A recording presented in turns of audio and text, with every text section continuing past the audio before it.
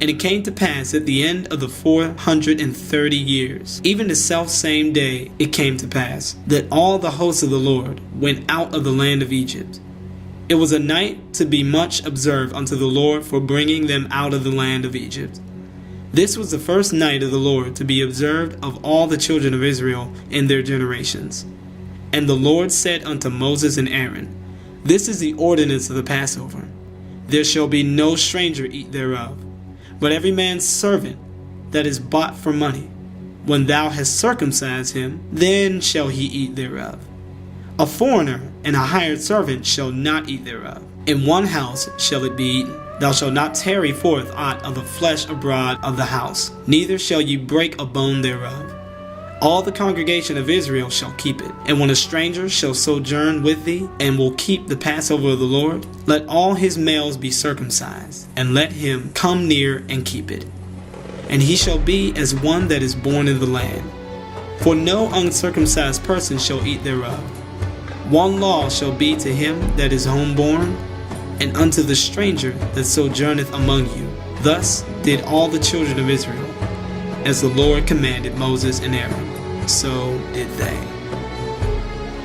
What does this text mean? What does it say about the ways of God?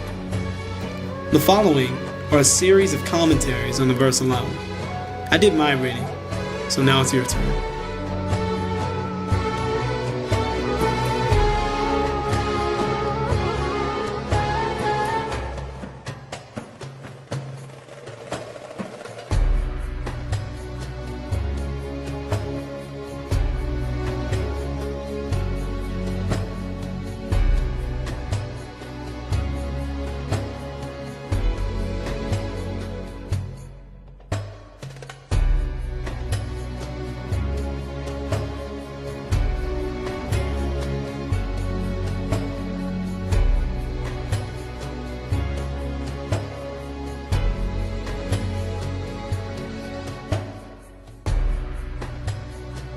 This was a truly interesting commentary which puts both Old and New Testament in a slight perspective.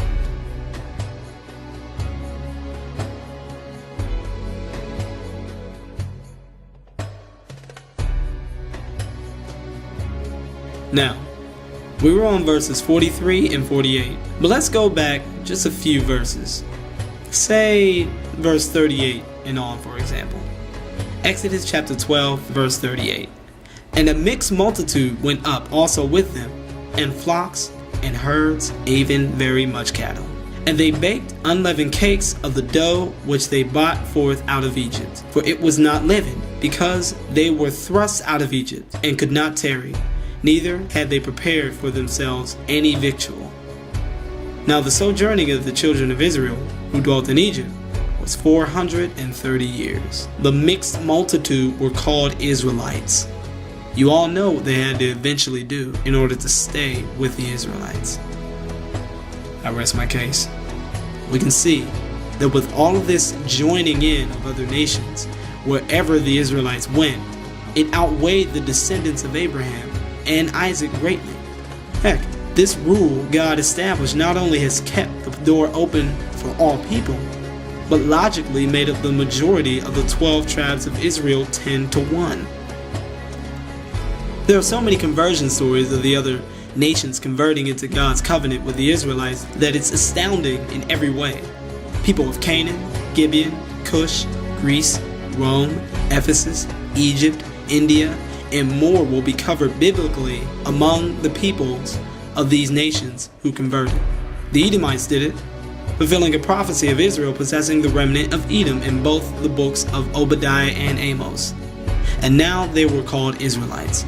Josephus, a priest, historian, and Israelite, confirmed this very historical fact and event. In 1 Kings, the people of Cush were brought in. This is why God says, "Are not the Ethiopians children unto me also?"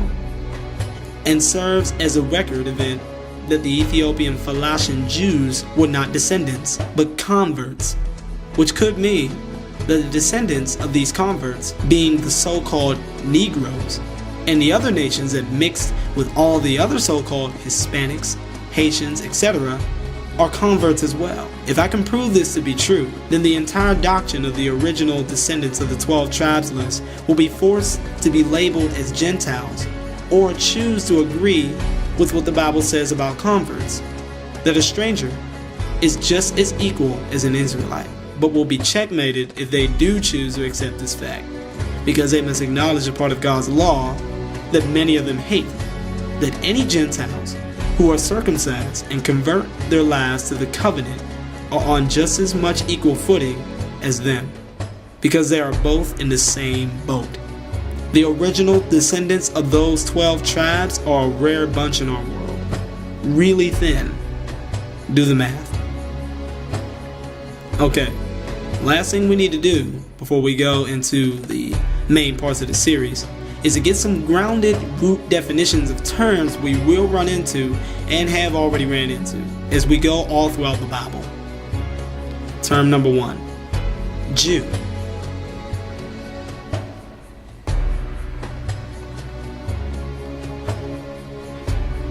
Term number 2, Israelite.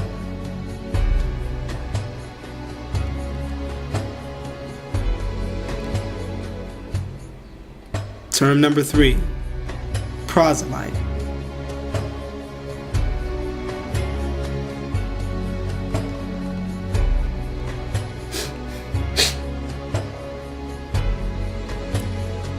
Term number 4, Christian.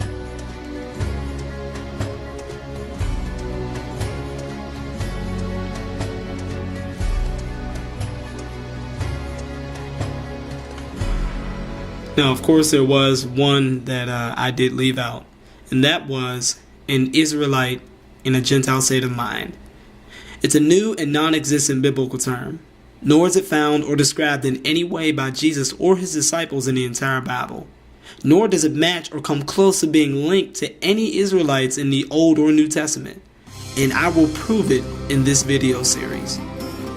We now have a proper understanding of what laws, requirements, definitions, and God-given expectations that have been practiced since the beginning that have formed the true kind of Jews we see today.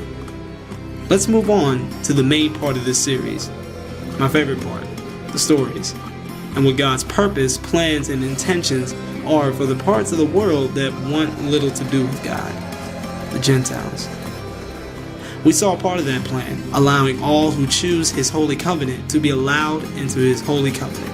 But did this continue to repeat throughout the Old and New Testament? Was there more that God had in mind?